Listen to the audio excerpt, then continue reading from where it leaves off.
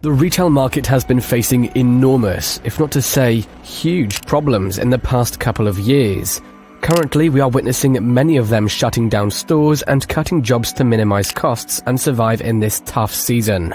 Among all the shutdowns we are experiencing, Best Buy hasn't been left behind in this turmoil, and it is also in the process of closing down most of its stores. The retail giant has announced that there will be a massive shuttering of their stores, and already within the past week, a great number of them had closed. This decision will result in thousands of layoffs, a similar trend that has also been occurring in other major companies. What could be the reason for its bankruptcy?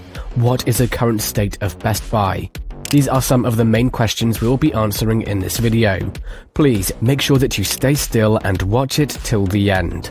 Once known to be an American go-to place to purchase the hottest electronic devices at very competitive prices, Best Buy is finally closing many of its stores.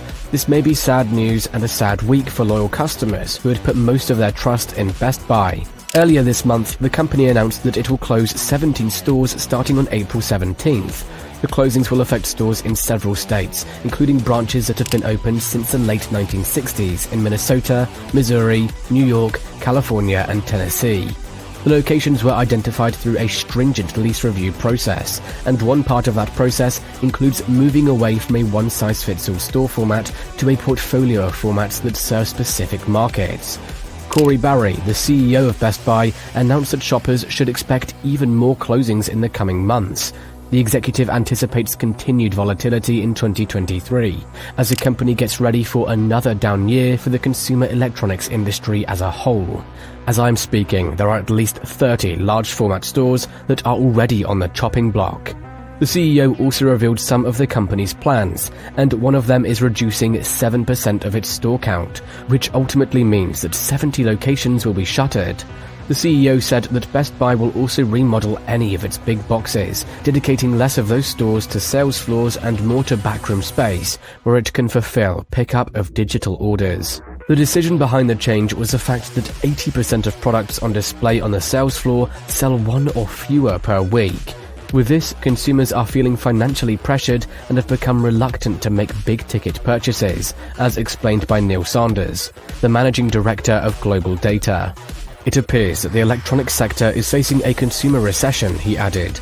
On devices and gadgets, the market was not helped by a weak release cycle of new products.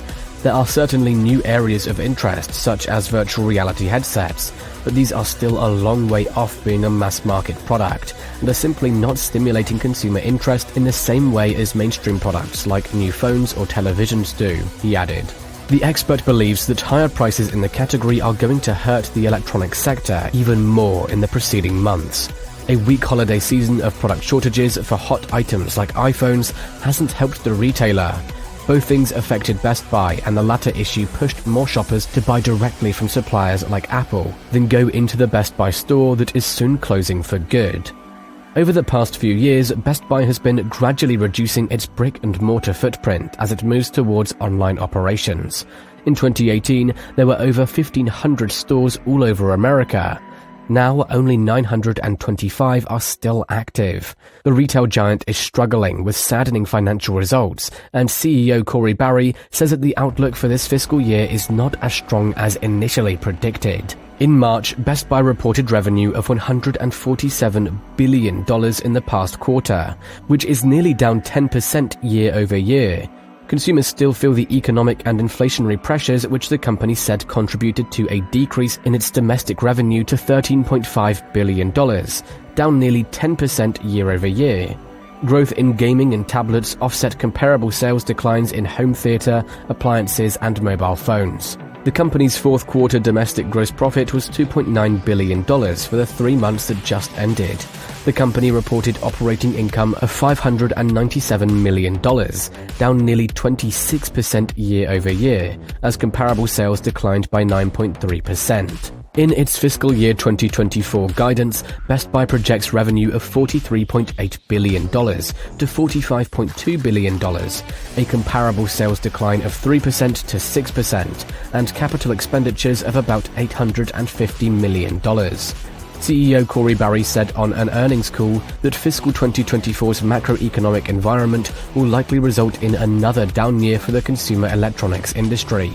But 2023 is likely to be the bottom of the decline in tech demand.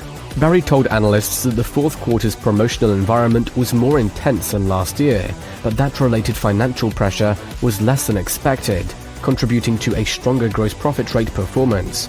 Inventory in the fourth quarter was down 14% year-over-year, but was in line with the company's sales trajectory versus a pandemic 2020 fiscal year. Chief Financial Officer Matt Balunas echoed that sentiment, saying, "We continue to feel good about our overall inventory position, as well as the health of our inventory during the fiscal 2023. Balunas also noted that a 2023 calendar quirk, the fact this year has 53 weeks for sales reporting purposes, will likely add $700 in revenue to the fiscal year 2024 fourth quarter revenue. For fiscal 2024, Barry said the company's plans included closing 20 to 40 large format stores, implementing 8 experience store remodels, and opening about 10 additional outlet stores. Changes to Best Buy's brick-and-mortar store formats and routine store updates and maintenance will equate to $200 million in capital expenditures. The company's headcount declined by about 25,000 people, or 20% over the last 3 years, which it attributes to a shift in consumer buying behavior and a desire for more flexibility. Barry said that Best Buy incurred $86 million in restructuring costs in quarter 4 alone. They were related to employee termination benefits associated with an ongoing restructuring initiative that began in the second quarter of 2022. Moreover, the company's headcount declined by about 20% over the last 3 years. As of February, Best Buy had more than 90,000 employees. That's a drop from nearly 125,000 workers that it had in early 2020, according to the company's financial filings. In other words, we'll say 35,000 jobs have already been slashed, while many more are about to experience the storefronts go dark. Familiar with this issue, the Wall Street Journal reported that a spokesperson for the company confirmed mass layoffs but had declined to share the specific number. The looming job cuts will primarily impact hundreds of store workers specializing in the sale of complex electronic products, including smartphones and computers. Work carried out by these employees, also referred to as consultants, at around 900 US stores will reportedly be shifted to a small number of similar roles out of the total employees that are about to lose their jobs. Around 58% of full-time workers, 32% of part-time workers, and the remaining 105 will be appointed as seasonal staff. The closings and layoffs will save the company nearly $200 million this year, and yet Best Buy has struck a cautious one during its latest earnings reports, pointing to a trend of slower demand for consumer electronics over the next 5 years.